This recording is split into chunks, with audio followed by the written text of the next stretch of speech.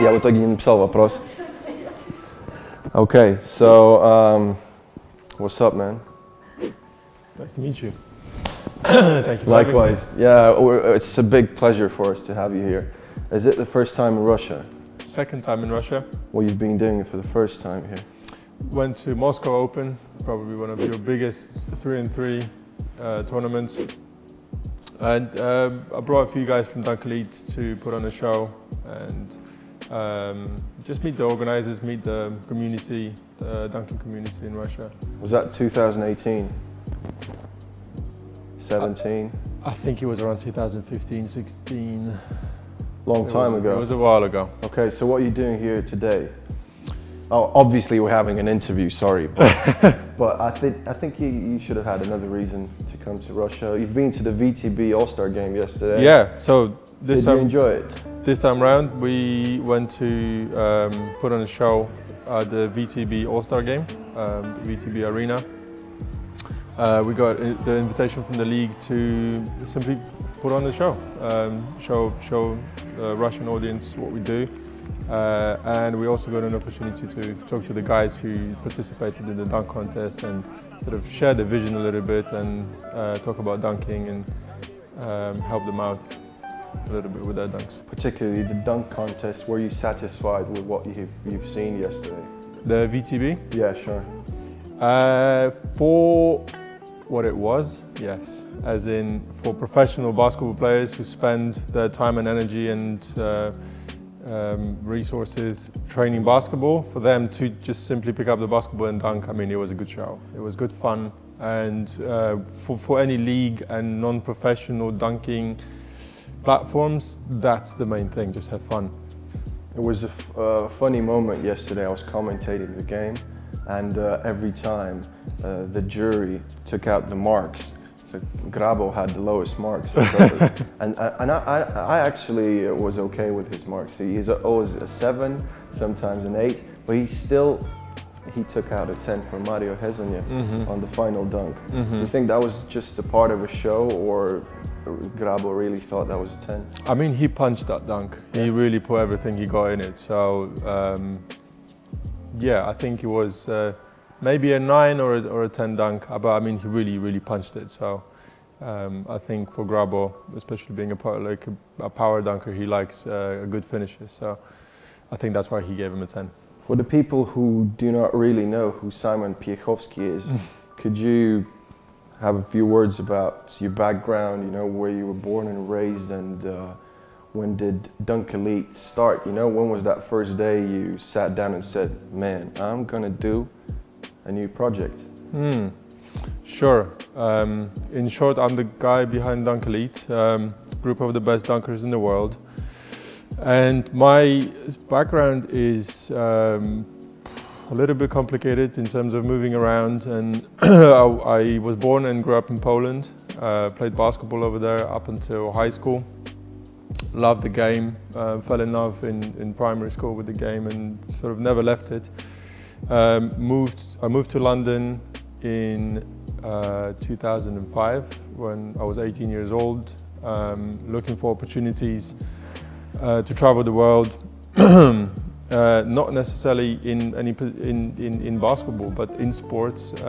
It's always been my passion, and England is not the #1 destination for basketball. But I thought maybe it's a stopover. I had my brother left a few months before me, so it was just a good opportunity for me to move to a place where it just gives you so many opportunities. I quickly realized that, again, basketball wasn't the main sport over there, but I went on to study sports management at the London Metropolitan University. Looked for opportunities to work for agencies, sports agencies, because that was my biggest dream, is to sort of become a manager, coach, agent, that sort of ilk, to make sure that if I can play myself, or I can have an athletic career, to still be surrounded by it and to stay in the culture and and a world, because I really think that sports is, it's a world of its own, not a, kind of living by its own rules. So I wanted to make sure that I'd stay in that. So that's what I did. I just hustled, worked really hard, got employed eventually by the biggest sports agency in the world, IMG, which you're familiar with. Stayed there a few years before starting Dunk Elite. And Dunk Elite came off the back of just meeting extraordinary talent that's never been seen before outside of sort of very niche basketball circles. And from who did it start from? So Smooth was my first athlete. Extraordinary talent in every sense of the word, in every field of basketball. Not only dunking, but freestyle, basketball IQ, basketball history, freestyling, passion for it, dunking, shooting, 1-on-1, 2-on-2, 5-on-5, 10-on-10. I mean, Smooth's the guy. 10-on-10 is interesting. I think that's a kind of crowdy basketball project that you could start in a few years. But Smooth's the guy. And he needed an opportunity. He was, he comes from a small place in Ukraine. He was discouraged from traveling internationally. It's a tough passport to have. So he needed an opportunity, and I was in a place of opportunity. So Smooth came to London, and there's 10 years to come of that story. So yeah, Smooth was the first guy. From the streets to the Harlem Globetrotters. Yeah, that news was shock for everybody, I think, especially in the European part of the world, because obviously Americans are not really into European basketball. So that wasn't anything big for the USA cultural side. And for you personally, when you just heard the first rumor, when was actually the first rumor about Smooth? I think he was the first European yet to be a part of the Harlem Globetrotters. What did you think about it? What was the first feeling? He was the first Ukrainian. He wasn't the first European. Not the first European, no? I mean, for us, it wasn't a rumor. It was something that he wanted proactively to do. So that was a part of his mission, obviously. Absolutely, yeah. So I signed him to... From far away, yeah? From long ago? Or that was something you started discussing only... No, he came to me. He said, that's what I want to do. So me also as his agent, that was always the plan.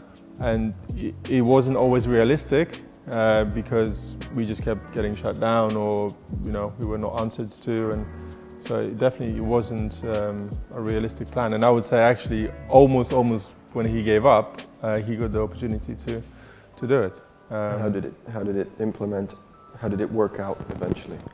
I mean, it was pretty straightforward, and it was mainly handled by the Harlem Globetrotters. I mean, they have their own systems, and once you become a part of it, I mean, I'm not really that involved. They have their own systems and schedules, and he did sort of he did his own thing, unrelated to Dunk Elite. Yeah, but fulfilling his dream, I thought we were going to have a bottle of water. How you say in London, it's only a glass of water. Was your English as good when you moved from Poland? No? Was that practice you had in the recent years, yeah? Yeah. So how good was your English back in 2005 or when? It was okay. It was based on movies and, basketball games. Cool. Okay, so working with the NBA, another big project for yourself.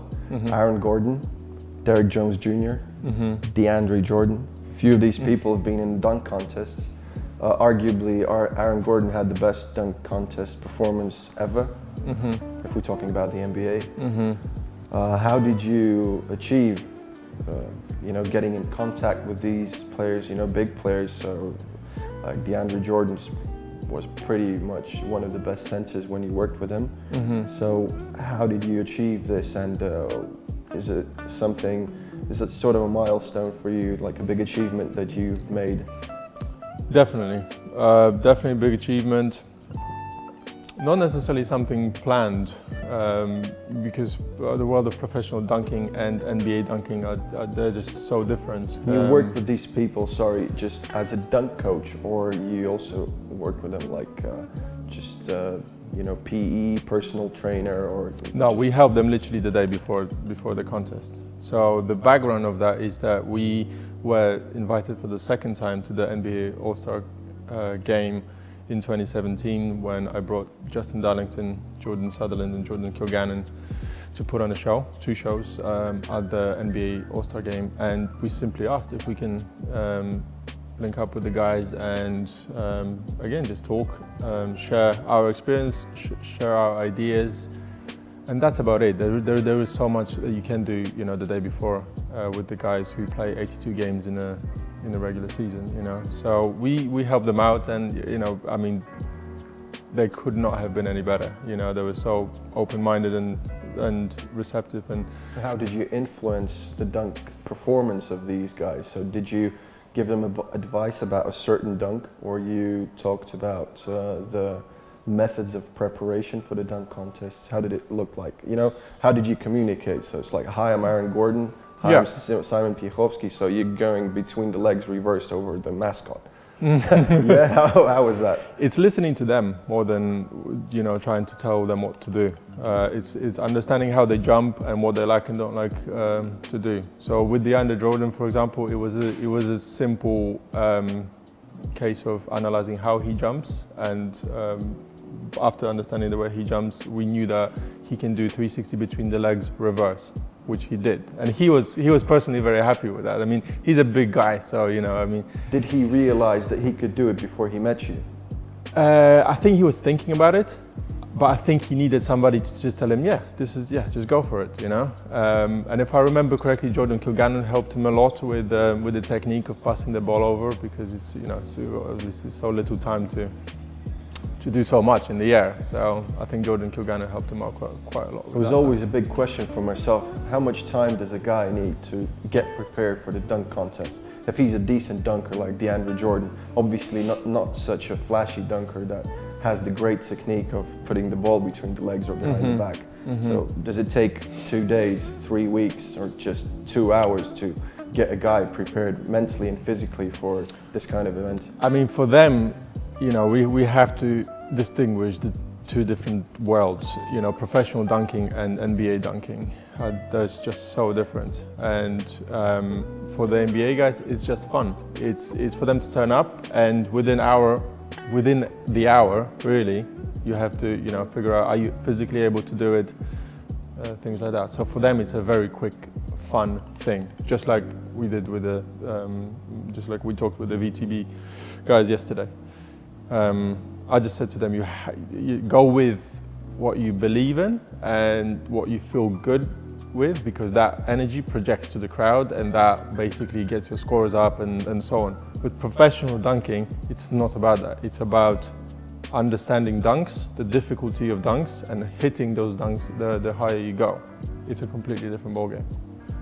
Jordan Kilgannon at the NBA All-Star game.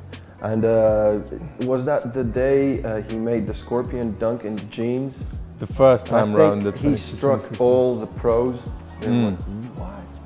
Yeah, the reactions, I think you're going to see the reactions right now. So was that your idea, or Jordan came up with it? So I'll just go in the jeans. I think he should have had a beer in his other hand. No, that would have been insane. He came up with the scorpion dunk in general, so that was his opportunity to show himself to the world, and especially though it was in Toronto. He's Canadian. He only had to drive a couple of hours, and then the whole idea that we discussed with the NBA was that he's just a regular guy walking out of the stands and trying to dunk with the trampoline. That was the original idea. And then he goes to the MC, he goes, yo, take the trampoline away, I don't need it, you know. and he pulls off the scorpion dunk, you know. So I think the element of surprise was just bang on. And the fact that he did it in jeans, and the fact that he had changed, and his phone in the pockets too. I mean, that was insane, man. Another level. Oh, one of the best dunks the NBA has ever seen. Okay, so working with Fiba 3x3, obviously a big project for yourself. And now I think I'm not that surprised that Ukrainian and Polish dunkers are so good, because Sаймон Пьеховски is Polish. So is it something you do constantly, like on a daily basis for the last 10 years? Because as I understand, you're in charge of choosing every dunk contest. Right. You're choosing the contenders and the guys who are going to work with you for the following months and probably then have a chance to show themselves on a Fiba 3x3 event. What do you actually do with Fiba? Right, so you're absolutely right, we provide the exclusive lineup of all professional dunkers that you've seen since the beginning, basically, of From Fiba, day one. Fiba 3x3 World Tour. Yeah, so you know, sort of going up to I believe 13 events this year, all over the world, in different time zones, different people, different expectations, different lineups and favorites, and people who you want to give opportunity to on the biggest stage, through people who deserve the opportunity to defend their titles from previous years. It's a great project that I've been working on for 10 years now. And how does the process work? So you sit down in your apartment and somebody gives you a call and says, "Yo, Simon, I'm a dunker from Moscow. Right. Now I want to go and try and win the Fiba 3x3 dunk event." Right. How does that work? I don't take calls. Wow. Cool. So they need to fly and ring the bell in your door. They have other ways of getting in touch with me, trust me. If somebody wants to... If somebody is watching the interview right now and wants to participate in a Fiba 3x3 dunk event, what should he do? Obviously he should be a dunker first of all, but what else? That's a good start. Yeah, that's something to start from anyway. And no, honestly, that is a good start, because people sometimes look for the opportunity without being quite ready, So sometimes the answer is you need to be ready, you need to go to some local events, and that's where it usually starts. Everybody starts with the ball, in basketball in general. So, and ball and the dream, as the saying goes. So, yeah, depending on who it is, I kind of try to help however I can. But coming back to the World Tour, it's pretty much as soon as I get the dates of the World Tour, it's a dark room screen, and you come up with your plan A, and then that plan A never works out. So you kind of work from there, depending on what happens in the lead up to the World Tour. World Tour stage in Lausanne, Switzerland last year, Miroslav Yeletsky, the first Russian citizen to participate in a Fiba 3x3 event.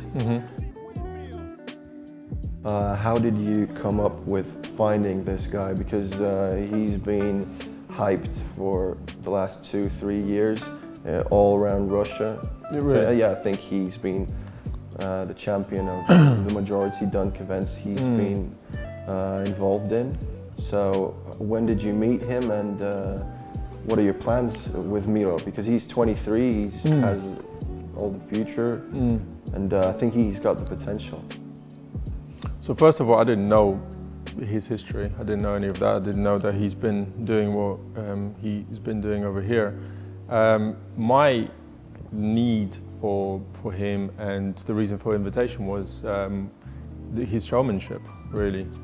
You can see, sometimes you can just see it in people's eyes, and even if they're not there quite technically or physically yet, that's very often that's the secondary stage. If you start with the showmanship, Lipek being one of the best examples in the world, you kind of work your way back, with Smooth, you started with the talent and you build the showmanship. So Miros definitely falls into the showmanship part of dunking, and he has a lot of work to do still before sort of being able to to really challenge the likes of Grabo and Lipek, and Miller being another one of the big 3x3 faces. So your opinion is that the showmanship part of the dunker is harder to achieve than the physical part? I don't know if it's harder, but it's they're different dunkers. Different dunkers have a different thing. You don't have to be a great showman to be the best dunker in the world. But can you be one of the best, or can you be the best because of your showmanship and then ability? Absolutely. Every guy is different. That's the beautiful thing about it. Okay, so some big projects that you had throughout your career, and the dunk contests as a separate event. Yep. So you had a big project, DE Live. Right. Dunk Elite Live. So yeah. Can you just talk us through what's the conception? When did you start doing it, and what are you planning to do with it in the future, maybe?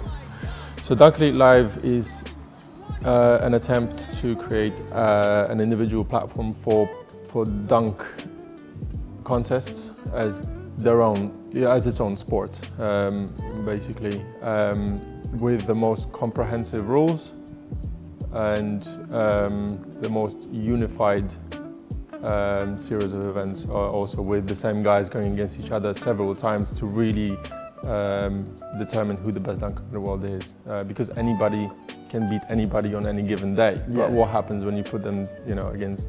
So sort of a dunk league, yeah. So you could gain points and absolutely, yeah. You can figure out who's better throughout the season. Yeah.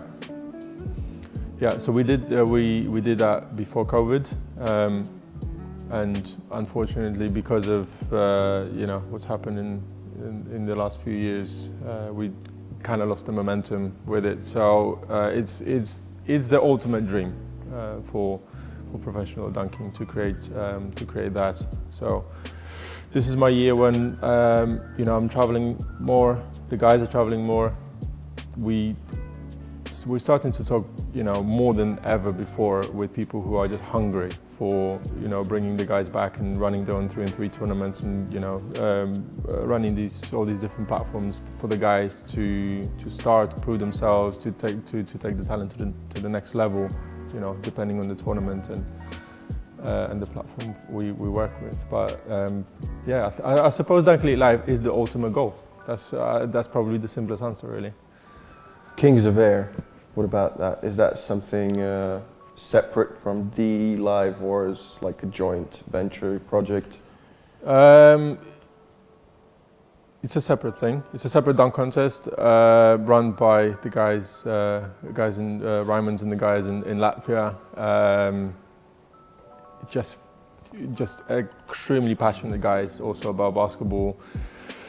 Not only about basketball, just giving opportunities to the local people. Do you know much about the ghetto games? Yeah, sure. I know about Raimons. Yeah, right. Obviously, I'm not really his friend, but I've seen him. I know this guy. Right. Yeah. So I mean, I spoke to Raimond a few times around organising Kings of Air, and the experience, the showmanship, the staging of the event is just on a completely different level, and exactly where it should be. It's a combination of street culture and dunking and live music and fireworks and just explosion of our culture, basketball culture.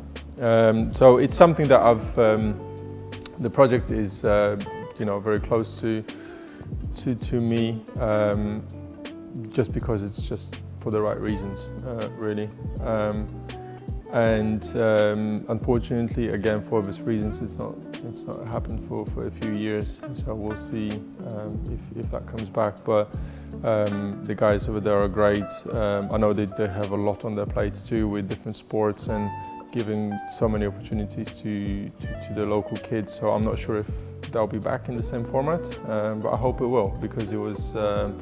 Every time we went there, it's the spot you just mark out on the calendar, and like whatever happens, you go in there. Yeah, I'm going there. Yeah, you cannot miss these kinds of events when people are so passionate about the sport. Yeah. Shows like in Morocco also, where you put a dunk contest in Morocco. How did you come up with that idea? So Morocco was mainly, the idea was to create a dunk camp. For the guys to bring them together. Again, the guys are scattered all over the world. The best ones really spend the time in the gym alone. So it's just an opportunity to bring everybody together, like-minded people, and train together. So that was the plan, and the shows and contest was sort of the back of that. But yeah, we did 2 shows at Morocco Mall in Casablanca, one of the nicest malls, shopping malls in the world, with this sort of massive aquarium in the background. You know, so yeah, it was a very cool experience. I think the project that you lived and thought about on a daily basis was the Olympics in 2020, where you were about to implement a dunk contest during the Olympic 3x3 event. That was, I think, one of the biggest plans in your career, but unfortunately, due to COVID, as we all know, the Olympic Games were postponed to 21, and eventually you did not have the opportunity to do a dunk show during the 3x3 event. How disappointing was that, and why didn't you have a chance to do it? Because I think that would have been another break point for the dunk business.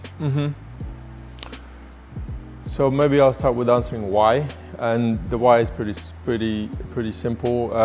The world was like basically on its way to recover and reopen.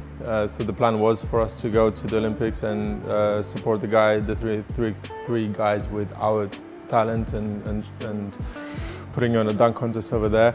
But I think maybe 3 weeks before, there was a huge COVID wave in Japan, and they just started shutting borders and just not allowing anybody outside of the core competitions in. So that was a very painful, sharp and quick end to that dream. And it was a huge blow because, you know, everything was signed, sealed, just not delivered. So it was a huge blow, but it wasn't the first one, and I'm sure it's not the last one. So it was at that stage, coming out for almost 2 years of COVID, it was just, oh, here's another thing, you know. So although it was a huge blow, I think you just take so many on the chin that you just keep going. That's all it is, really. Although it was a huge blow, I see one positive point about it. Right, go on. I think from that day, you should have started thinking about dunking becoming a separate Olympic discipline. Because you were not allowed to go there because you were sort of the entertaining guys, right, not the professional sportsmen. And have you ever thought about making dunk an Olympic discipline? Obviously, you're not the guy who is in charge of saying, now dunking is in the Olympics. But have you ever been working on it, maybe contacting people and, you know, trying to talk with them about, you see, figure skating being in the business for 60 years, 70, 50, I've never counted, but I think dunking is sort of figure skating, but, you know, people, we watch hockey, yeah, and you have figure skating on the ice. We watch basketball. Now we got 3x3 basketball. Why won't we do dunking as a part of an Olympic system? What do you think about it? I think we need a professional stage first before thinking about the Olympics and before focusing on the Olympics. I think the reason why all those sports are Olympic sports is because of the vehicle behind it, producing the talent, female participation, equality, etc., etc. Dunking is a very specific, very elite sport at the moment, and until that changes, I don't really see that as, because of those reasons, I don't really see that being an Olympic sport. So we need to start with the professional stage. We need to start building. We need to start building the house from the foundations, not from the roof. So yes, I've thought about it. I've ever reached out, and there are so many people hitting us up on social media saying dunking should be an Olympic sport. I don't really pick up the conversation because that's not the direction that, you know, we're going in at the moment. We want professional stages, judges, rules, equal opportunity for everybody to, you know, to find out who the best dunker in the world is. That's basically the goal. You mentioned judges, and I think that's a big point to discuss. In my opinion, probably others think likewise. The jury and the ranking system frequently is not the best. You know, people pulling out 10s for an average windmill, or maybe a guy goes reverse between the legs and you give him an 8, because you know, the guy in the jury is not even a pro, or he didn't even ever have a glance on a basketball game. So what do you think about that? Do you think you should obviously not have a degree for a dunking judge, but still, you know, use people to give the ranking system, you know, so that it could be as clear as possible, you know? So I have a funny story about that, first of all. One of our first contests in 2013, we had a judging panel made of multiple people who perhaps didn't know much about dunking, especially not back in that time. So the guy went through judging the whole contest, one way or another. I don't remember exactly if his scores were accurate or not, but I remember we were standing by the desk after the contest, and he just came up to us and he just said, can somebody show me the video of what actually just happened? He just missed the whole thing. But he was pulling out the marks, yeah? Yeah, absolutely, yeah. And especially, it was like he was watching Smooth, you know, who goes self-alley-oop, under the hand, between the legs, 180, you know, and he's just like... And he was like... 7. What did he think about? Did you even ask him what was running through your head? I had nothing to say. I was speechless. I was speechless. I was as shocked as he was at that time. Do you think you should put the halves in, you know, because figure skating, they have 7, 7.5 and 8. Yeah. And sometimes you watch a dunk contest and you go, that's obviously an 8. Yeah. But I think it's not a 9. 100%. And you need to think about, okay, do I need to give him a 9 and he wins the contest? Or I go with an 8 and they have an extra round and he pulls out a 9 and the guy just wins. Yeah. But to be honest, inside his head, he wanted to give an 8.5 and see an extra round. Absolutely. Or you go under both legs and you don't hit it quite as clean as you would like to see it. You know, is it a 9 dunk? No. Is it a 10 dunk? No. 9.5. Absolutely. Yeah. Do you think you could have any influence on that? I probably can, yes. Yeah? I probably can. Tell him. I probably can. We're having meetings early this season, early this year. I always try to speak to the guys in between the dunking seasons. So traditionally it's summertime. So in between we always talk about, and usually the conversation revolves around judging. There's another cool thing that we do. We advised Fiba to do at the Dunking World Championships. So this year they will take place in Brussels in June. And what we do is we take 5 scores, but we drop the highest and the lowest score. So you get more of an average, because a whole point or 2 points can make a big difference, you know? Diving has that kind of system. Right, okay. Yeah, they take out the top and the bottom. So it's trying to take out the element of opinion, and it's kind of trying to create more of a system where, yeah, the system is just evenly spread out, because, you know, judging is a terrible job. Really is, and you can have a bad day. You can miss it. You know, you can just be a bad judge. You can be a good judge. You know, you can be too keen. You can be. You know, you may have personal preferences. Maybe you don't like people jumping over 2 feet or 1 foot or whichever way it is. So we're trying to take out the human element out of it, and I think, yeah, halves is the way to go too. I have a solution for you. Okay. You need a judges commissioner. Okay.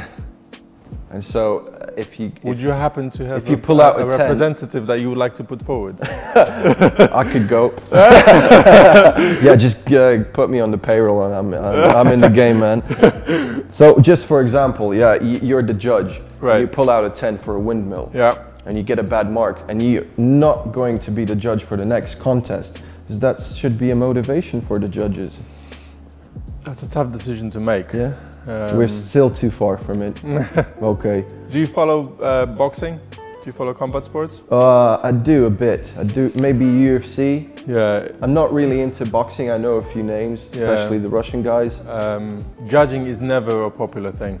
It doesn't matter on the stage, whether it's grassroots or you know, top UFC or boxing events. It's a human element. It's an opinion, and people have different opinions. You're never going to change that.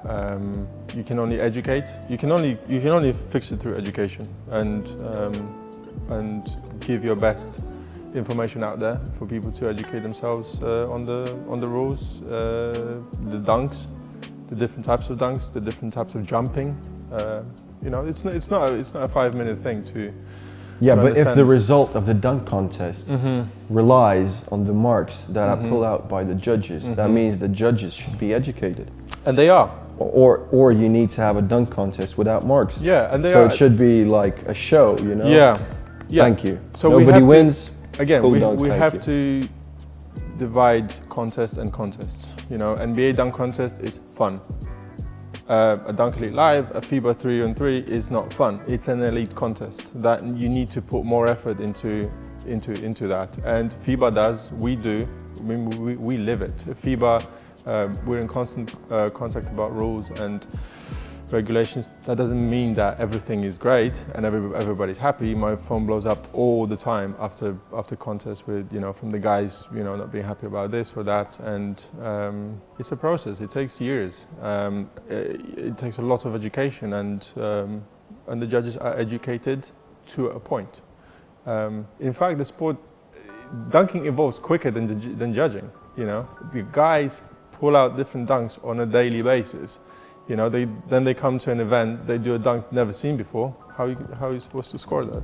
So I feel for the judges, basically. I mean, I'm obviously in my guys' corner, but I also feel for the judges, because unless you live it and you really study it, it's really hard to stay on top of it.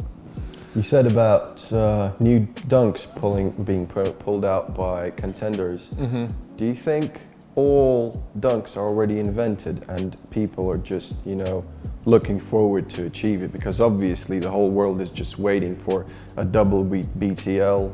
The whole world is waiting for a guy to dunk from the 3-point line or something, you know, something crazy. You do a somersault and then dunk the ball. You know, that seems surreal, but still people started doing a double BTL on lower rims, or maybe with a smaller ball. Exactly. What is the future of dunking? Yeah, where is the point? Where do you see the point where every dunk is going to be invented? Or maybe we already achieved this point? Because sometimes we watch a dunk contest and we go, okay, same as last year, okay, same as last week.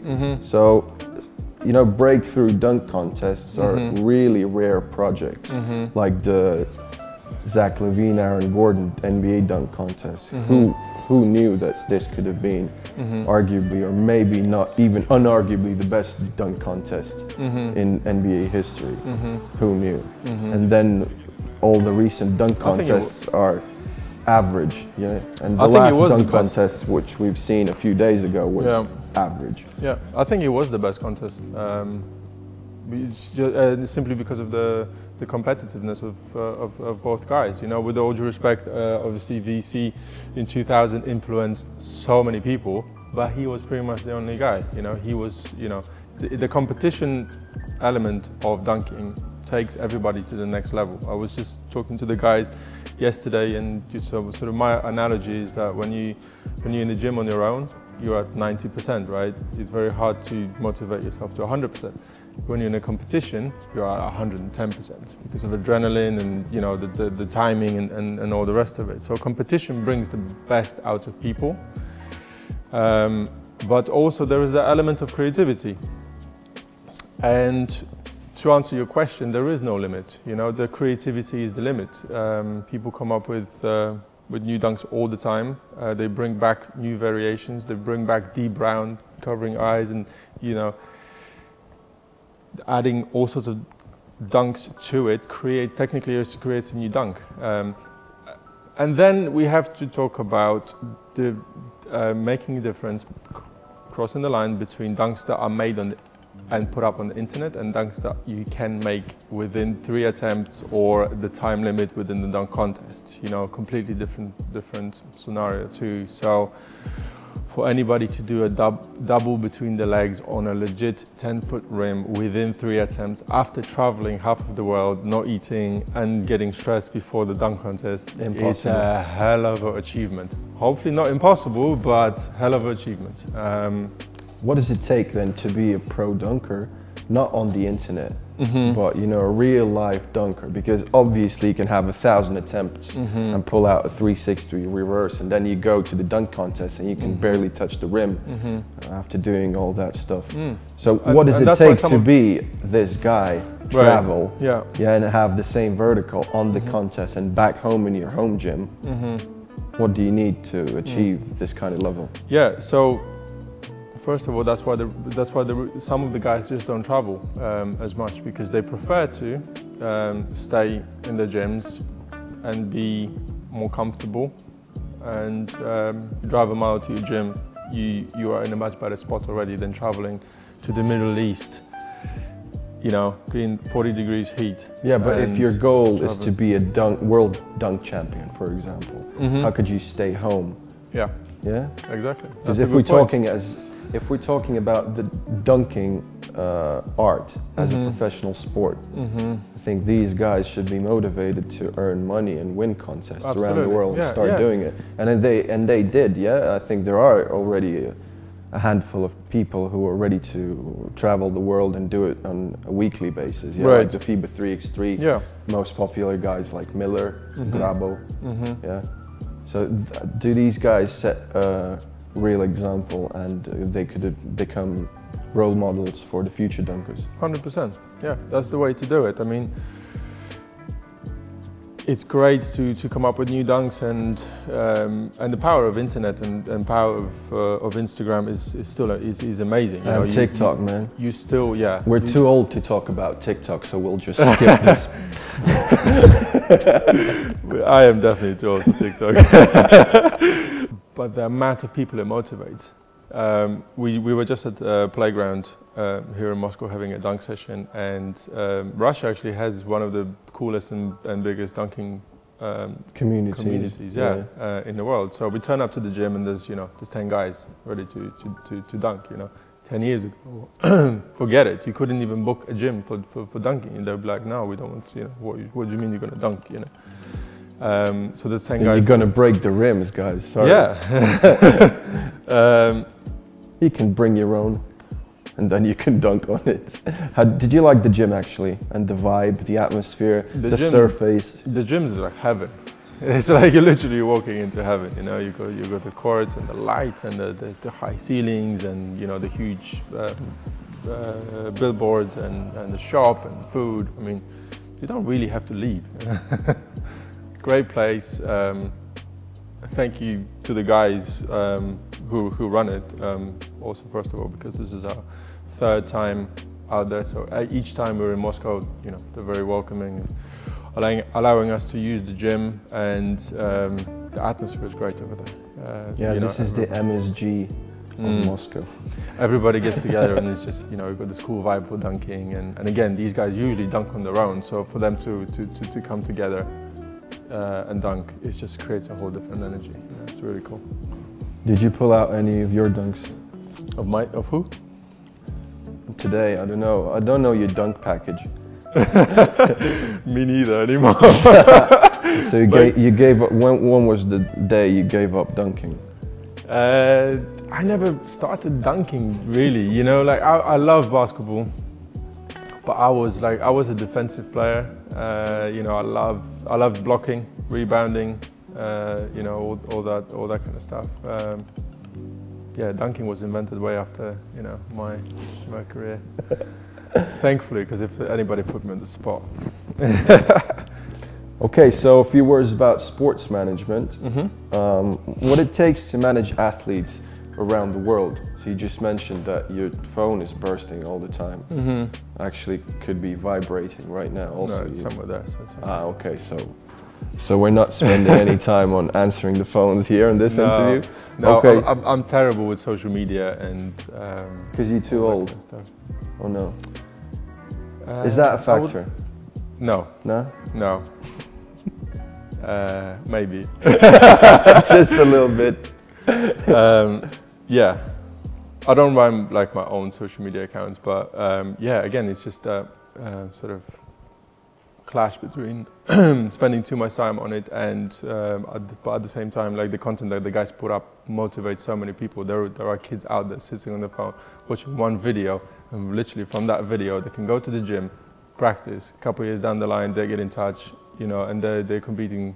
You know, it's happening as we speak. So it is very cool, and in some ways, but there's only so much that I can do in a day, you know.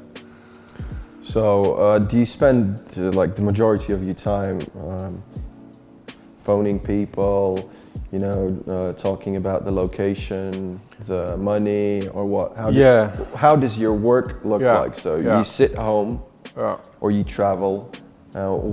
What do you do basically? Right. On your laptop? Are you more of a phone call guy? So what it takes to make my day happen is the ability to work in different time zones, to understand different cultures is so important. And what I like about it most is probably what makes me good at it and what took us this far, and that's just the ability of working with guys individually, looking at, you know, every guy straight in the eye, treating them as nobody else exists. You know, you really need to connect with athletes if you want to work in that field, whatever sport it is. If you want to be an agent or a coach, you have to find a way to connect with your client. So I spend a lot of time talking to guys and trying to figure out their progression path from wherever they are to the events where I can get them in. And the second half of it is the logistics and endless visas, flights, time zones, making sure that the guys understand. Wake up. Sometimes as simple as that, you know, depending on who you're working with, you want to make sure that the guys are there at the airport on time. The last 2 years was obviously really admin heavy with the COVID restrictions. As and when we were allowed, we were blessed to travel. You just were piled with paperwork and no swabs and road tests and all that kind of stuff. So thankfully I have a team also behind me who help me with admin and social media, so they kind of handle a lot of that. But yeah, my idea is to just my job is to make things happen. You know, you've got dunkers, you've got events, you've got platforms, you've got talent. You need to put them together, and yeah, that's working in different time zones. Really understanding who you're talking to, understanding their needs, understanding what their path is, what their expectations are from sponsors, from event organizers, and just gelling everything together. Is it important to form sort of soft skills to develop long-term relationships with people? Because obviously it's not, the community is not that big, and if you start working with a guy, you better, you know, have a good long relationship for a few years. How key is to form these soft skills from day one? I think it's all soft skills, really. Sorry, it's not all soft. It's all soft skills on the athlete side, and it's all business on the other side. All business still, you know, it's sports business, right? So. We're all blessed working in really cool environment, you know, very relaxed and driven. But you need to understand who you're talking to, and you need to understand what their expectations are and what they want to achieve, and advise, hopefully advise beyond that. You know, that's kind of what I try to do. Always is, you know, people, if an agency comes to me or a tournament reaches out to us to ask for dunkers, and they say these are our expectations, you know, my first thought is, okay, if these are their expectations, what's the step beyond? What can we do to make it more special, you know? And that works every single time. Cool. Okay, so one of the last points, Dunk Elite Live, Morocco showing them all. Do you have anything new in your mind, and maybe working on some kind of big project you're about to pull out in the future months, maybe throughout this year? We're focusing on getting back this year. Really as many events as possible, working with, I suppose that's one of the cool things that came out of COVID, is that there are so many more athletes out there who had nothing else to do but just work in the gym up until now. You know, they'll be knocking on my door to make sure that they get their opportunity. And this year is just about getting back really into it, you know. On a good year. So you feel like you need to get back on track first and then think about future goals? Yeah. Because COVID obviously struck everybody. Yeah, but COVID also could become the father of the new dunking era, yeah? That's it. But COVID was really bad for us. Really, really bad for us, simply because we rely on people. We rely on, you know, we're in the business of putting smiles on people's faces and getting people together, and this is literally what you could not do, you know. Social distancing, we don't do social distancing. Yeah, we do. Cheers, mate. Another sip of water. Okay, so I think this is pretty much it. Appreciate your time, man. Thank you for having me. Yeah, but that's not it, actually. We need the laptop, because we're going to do some judging with Sаймон Пьеховски. Okay. Yeah. Okay, so I want to show you the Association Students Basketball Dunk Contest. Miroslav Ilecki was a part of it. I'm not going to tell you whether he won it or not, because obviously you didn't see the dunk contest, yeah? I did not. Okay, so we'll show you the dunks, and you can just you know, say something about it. Maybe about the potential of the guys, maybe about your future clients amongst these people. Let's do it. Yeah, could be. Let's go.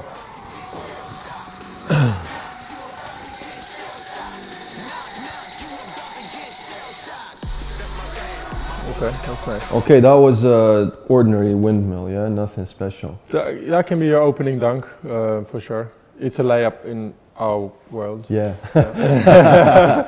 You have to start somewhere. Yeah, do you think if you have a big dunk package, should you risk doing a layup dunk in your first attempt? Depends who you're going against. If you know who you're going against, very often at the elite level, you have to start with one of the stronger dunks you have, just to send a message to the judges, to the public, and to your opponents. So it depends. If you're a little bit nervous and you know it's one of your first contests, you have to put a dunk down. It doesn't matter what. If it's a windmill, punch it.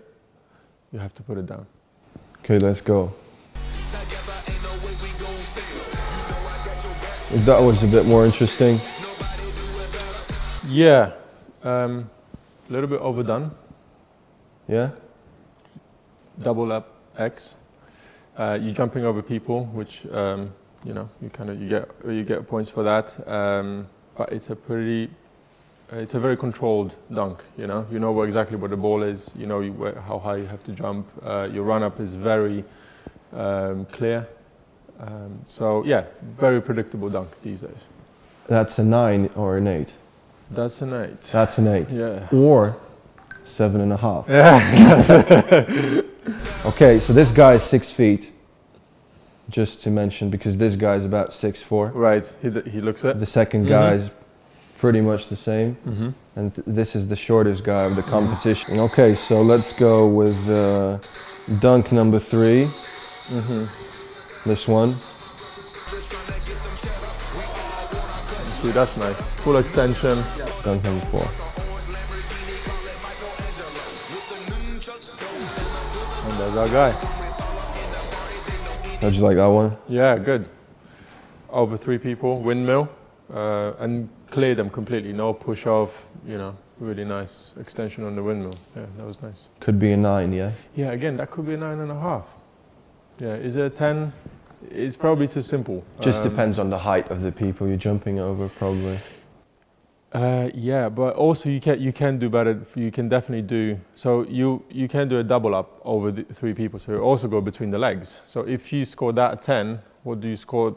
You know, one dunk up. So again, that's where the halves come in. Let's go dunk number 5. So this is the second dunk attempt of the guys. So this was done by Steve Nash and Amari Stoudemire. That's it. Back in the days. Yeah. But I think this could have been a better dunk. Yeah, the finishing part of it. Look, 6-foot guy. That's very nice. How'd you like this one? That's clean. Great elevation, very clean behind the back, and very clean putting it down. Yeah. Probably a 9.5. Probably they didn't have 9.5. So. Yeah, they didn't have one. Okay, so Miroslav Jeliecki with another dunk.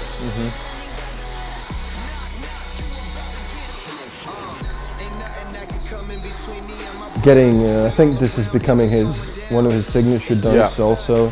How'd you like the way he finished that one? Yeah, so 180 over somebody. That's nice. Strong dunk, strong finish. That's a 9. Okay, Pasha Tuif, this 6-foot guy once again. Oh, that's nice.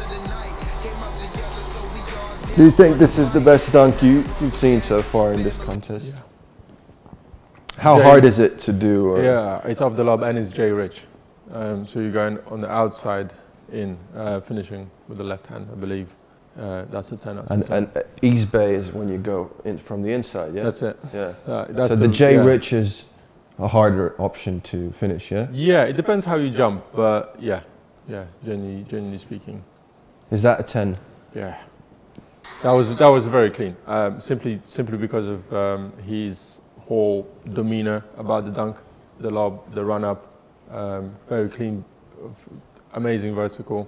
That's a 10 out of 10. Okay, we're going to the final dunks from Miroslav Jeliecki and Pavel Tuif.